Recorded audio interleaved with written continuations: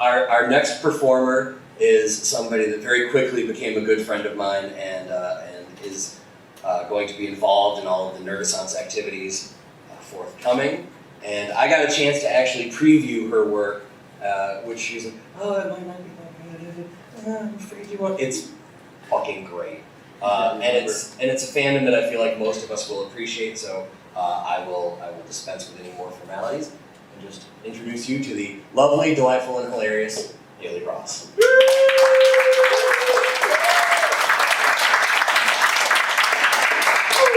You can only blame me so hard considering what you've heard everybody else do. My husband banned the Groundhog Day fanfic. I heard that through every stage of editing. You can only blame me for having so much anxiety. That being said, it had been a good day for Captain Kirk. It wasn't even time for brunch and already he had saved 3 planets from the horror of thinly veiled Nazi allegories. Ending space racism was a tough job, but the enlightened crew of the Starship Enterprise was up to the task. Good morning, Mr. Spock. Bones, has the ambassador to Agreemus Prime arrived yet? Probably not, and it's likely because this one scared him away. I mean, look at him. Jesus. Spock literally makes me nauseated every single time I look at him. Why the fuck do we keep his kind aboard? His very existence sickens me. He has a marginally different temperament and his slightly pointed ears and upturned eyebrows, which disgust me, despite the fact that he is as close to human as anyone could possibly expect. Extraterrestrial life to be, Dr. McCoy choked out, before opening Jeffrey's tube to boldly spew where no man had spewed before. Better we just get that joke out of the way first. The ambassador for Remus is here, but retired to his quarters, Uhura announced. Because seriously, Roddenberry, you cast a black actress as a bridge member and still basically made her the goddamn secretary? Just then, the ship, shook violently. Damage report, Kirk demanded authoritatively, momentarily reminding everyone why he had been cast in the first place. Major Roddenberry's voice crisply responded, there has been a disturbance on decks 12 through 16. Mr. Sulu, Uhura, with me. Oh, and you there, Ensign Gray. A pale young man in an all together now red shirt reluctantly followed the named cast members into the turbo lift. Why exactly are 3 commanding bridge personnel investigating a disturbance, much less the captain? Aren't there security officers, or hell, even senior staff already closer to the decks in question who could just, tell you what happened? Isn't that like the president and the vice president riding in the same plane? Or putting all of your eggs in one basket and then driving away with that basket still on the hood of your car? Oh, Gray, you'll never make it to lieutenant with that attitude, Kirk chuckled.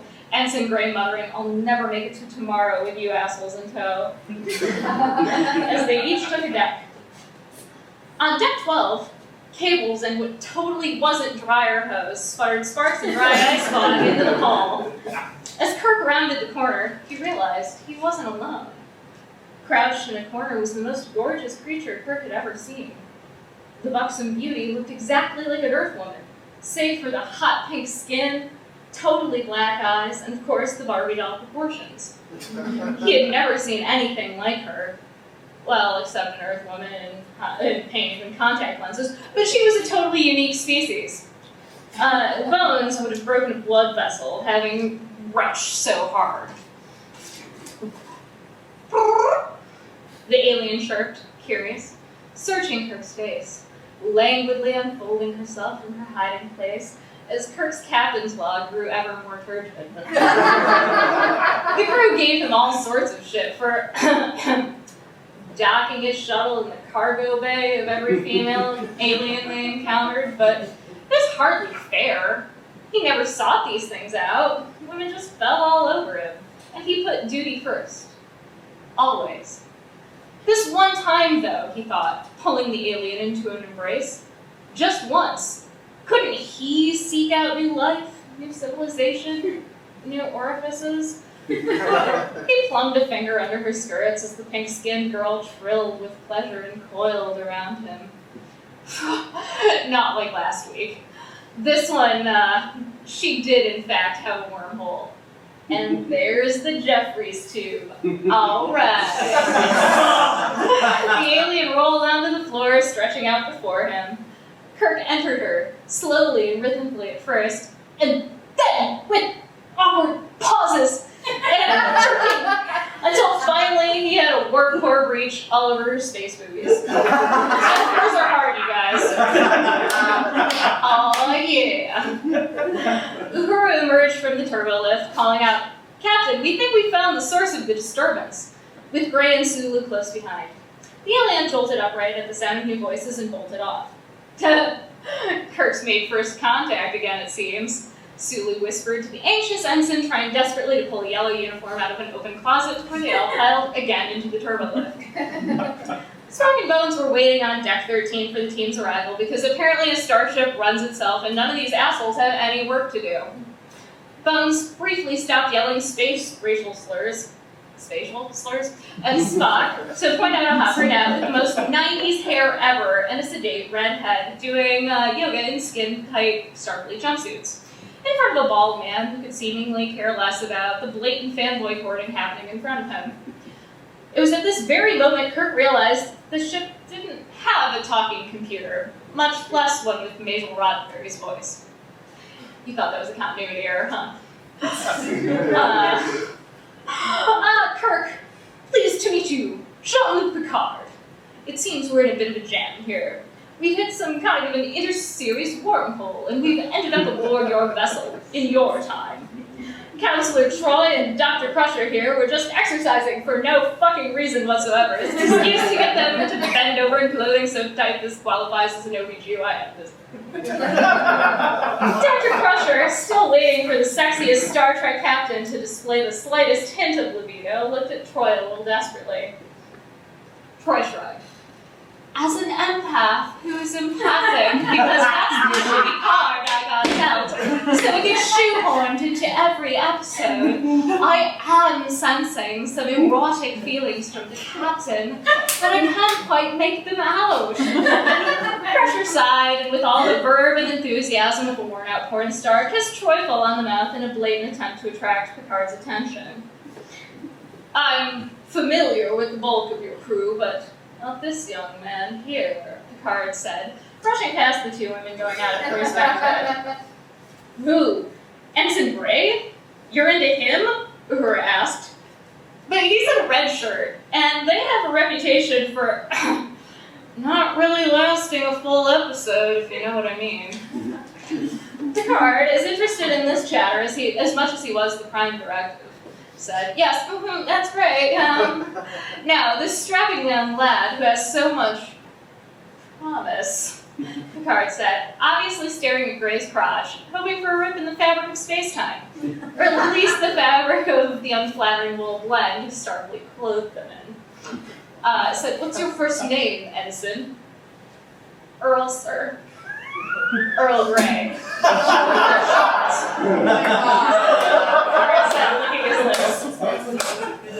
Being a straight man had absolutely no bearing on Gray's attraction to the captain because, come on, it's Patrick fucking Stewart. They got down to all the dirtiest dirties that ever dirtied. The next gen ladies had barely stopped kissing before noticing that Kirk was already halfway out of his Starfleet uniform.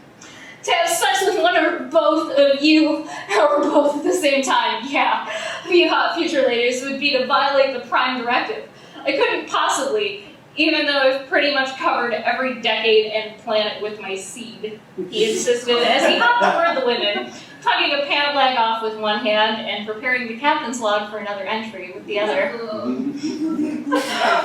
Suddenly, a wall-eyed man emerged from the shadows and took a seat on the chair in front of him like Tarzan encountering civilization for the first time.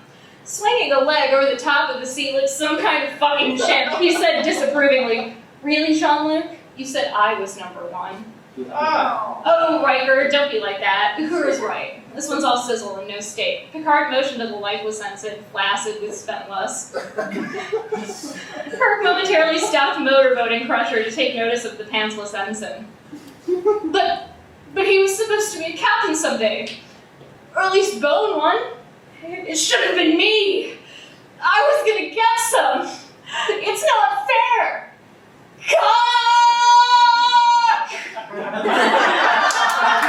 A patrician voice clucked in the opposite corner. Really now? Is this any way for a starship captain to behave? Sex is to be sublimated, and the desires channeled into familial protectiveness of your crew. Because for fuck's sake, I'm the series' first woman captain, and I have to play mom, and not actually fuck Chakotay's Native American bone, despite the sexual tension between us being as obvious as a face tattoo. Kirk frowned, sexlessness being as anathema to him as following his own rules, consulting his crew, or making decisions born out of logical thought, and he literally could not process his fellow captain's words of speech. Captain Janeway stepped over the hypotonic body of Earl Grey, the other captains having forgotten him entirely, despite this being the love of each other's lives about 10 goddamn seconds ago. We were just in the Delta Quadrant. It's imperative I get my crew home as soon as possible, so naturally I explore every goddamn tangent offered to me like a kid finding excuses not to go to bed. And the last one brought me to this rift in the series time continuum. Chakotay chimed in. Hakushi Moya, we are well fucked and far from home. I'll go on a vision quest, and the spirits of my people will bring us wisdom. Because I'm Native American. Hakushi Moya. Despite a great premise and an awesome captain, no one was all that interested in what the Voyager captain had to say. Picard turned to his own crew. Wait, Riker, if you were so jealous of whatever the fuck this one's name was, he said, kicking Gray's limp figure. How come you didn't say something sooner? Dude, the two hottest women on Star Trek were just making out with each other, and no way was I going to stop that. Remember that episode with the genderless alien I fell in love with until we all forgot about it like 2 episodes later? Riker's an equal opportunity hustler. Janeway sighed, realizing that no one would pay attention to her unless she busted out the sex appeal. She let her hair down from the half pompadour all women get to rock that sexy Susan B. Anthony look all the fellas love, and coquettishly exposed a bare shoulder.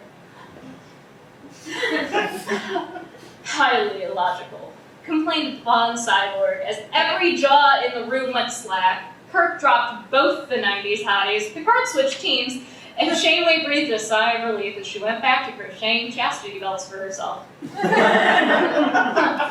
Despite being the most interesting character on any Star Trek series thus far, having to reclaim lost humanity which was stolen from me, and learning to shake off the shackles of Stockholm Syndrome, I am here to start a failed relationship with every male member of the Star Trek crew to learn more about to boost ratings, to learn more about my human sexuality, 79 said, as each member of the Star Trek universe hung on her every nipple. An entirely too calm voice called out from yet another corner. The Enterprise has a lot of dimly lit corners, okay? And politely asked, hasn't everyone forgotten about me and my crew? Benjamin Sisko pointed to the 6th goddamn corner of the room, where a rebel leader with totally different nose ridges was playing Hide the Batleth with the best next-gen character not named Data. A shape-shifting alien was touching a basically immortal father figure in the body of a smoking hot woman, mounting the impossibly hot ship's doctor, while simultaneously fondling another alien's ear clitoris, and it was still not boring. But we have humanely portrayed space Jews, and everyone loves good social justice analogs, he protested, pointing toward Kira and the Bajorans, as Quark literally salivated over golden set sci-fi back a couple dozen years. Yeah, that's great. Real good work, Captain Crisco, Kirk waved, unable to focus on anything but the board blonde with a giant smile. Benjamin Sisko was enraged. He was ready to tear down the entire fucking starship. Well, I understand your lack of concern. Carry on, then. From the corner. Seriously, how many goddamn corners are in this room? Emerged a being of pure light and energy. I am Ambassador Consonant Storm from Remus Prime. All the chaos of your primitive technology encountering a crossover of this magnitude has scared away my pet fluffers. Has anyone seen her?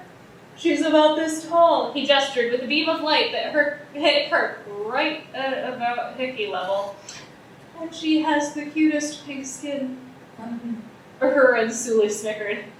Oh yeah, Kirk's seen a few fluffers in his time. The being of light and energy may have no longer needed a corporeal form, but that didn't mean he lacked a brain.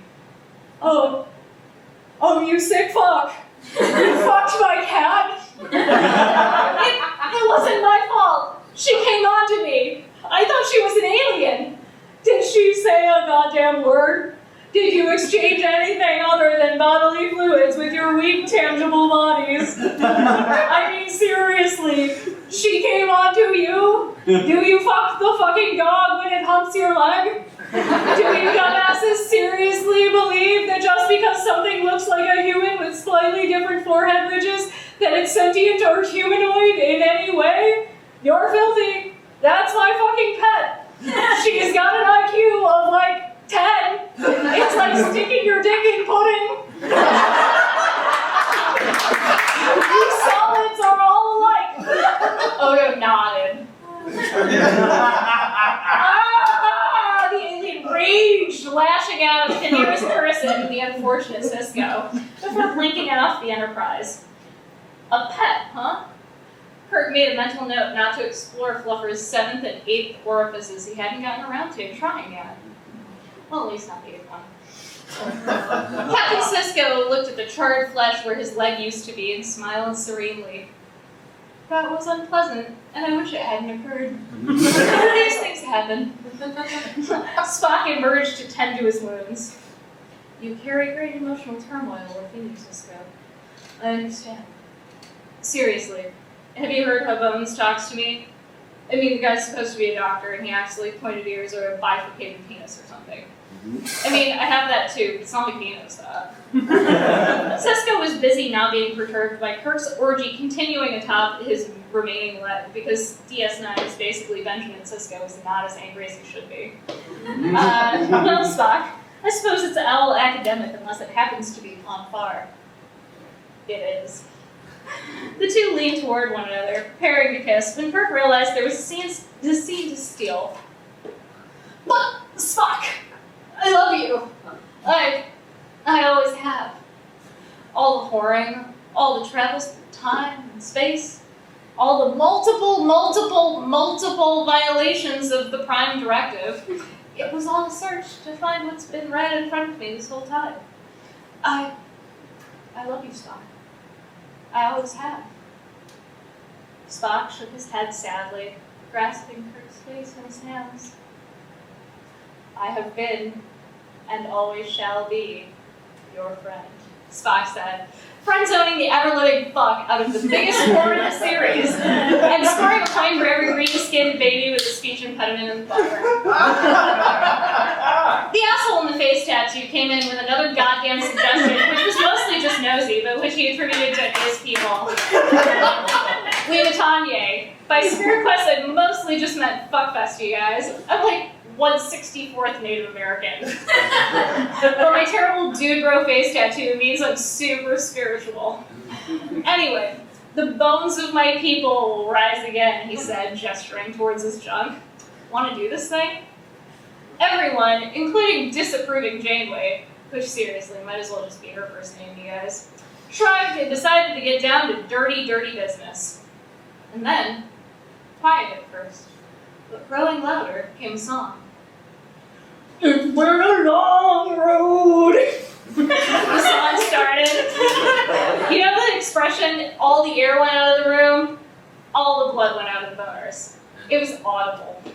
'Cause I've got faith of the heart. I'm going where the heart will take me. I've got faith to believe. As half of the crew dropped from the sudden blood pressure change the cock block of the song created, a black hole of whatever the opposite of sexy is formed spontaneously in the center of the room, dropping Starship personnel like guest stars in red shirts. Kirk staggered toward the figure enshrouded in darkness in the room's 10th corner. Seriously, it's round, right? No room has this many corners. Who are you? I'm Scott Bakula. Quantum Leap. I know sci-fi. He said, completely deflating the majesty of space travel with his aw-shucks captainship. They were all dropping like flies. Dr. Crusher put her head between her legs, but Kirk was already between them, having rebounded from the awful theme song, and just three stooges knocked each other out. Uhura and Sulu went down, collapsing into 7 of 9, who was busy trying to assimilate a nearby toaster. Troy was one of the last to fall, having empathically intuited that gravity works, when a voice called out, "No, no, no. This simply won't do. Jean-Luc, I'm disappointed in you. Really, this piss-poor excuse for a TV show is all your fault. When the collective and I showed you what was in store for humanity, that whole nuclear war tribunal for humanity's crimes was just a metaphor. I was trying to stop this from happening." John Delancey crowed, and everyone breathed a sigh of relief as the best fucking Star Trek character ever came to Deus Ex Machina. The shit was happening. Patrick Stewart pretended to be upset. "What are you playing at this time, Hugh? I assume this was all you were doing?" "Well, I set the wheels in motion, Jean-Luc, but the lot of you are frankly depraved in your tastes. I'm a little offended personally. Physical contact for reproduction? It's revolting." "Yes, but you can end this, right?" Picard pleaded. "Well, yes, but how often are things that easy with me? It's a choice, mon frere. I can make this go away." Hugh gestured toward the slippery aftermath of Starfleet flesh and fluid before him. "Or I could get rid of the fucking theme song," Picard said, not giving Hugh the chance to finish. "I could revise history in any way you wanted. You could have the Family Yacht theme song. You were aboard. You killed all those people. Theme song." Hugh sighed. "I was wrong to save humanity," he said, preparing to snap his fingers and undo Scott Bakula's enterprise for good, before glancing one last time at Jean-Luc to ensure the decision was final. "There's nothing else more important than this? Nothing you'd rather change?" The entire crews of the Enterprise, past and future, DS9, and Voyager shook their heads in a vigorous no! No fucking theme song! "Oh, what the hell. I can't blame the fuckers," Hugh said with a snap of the fingers, and left them to explore new worlds and new clitoral vibrations.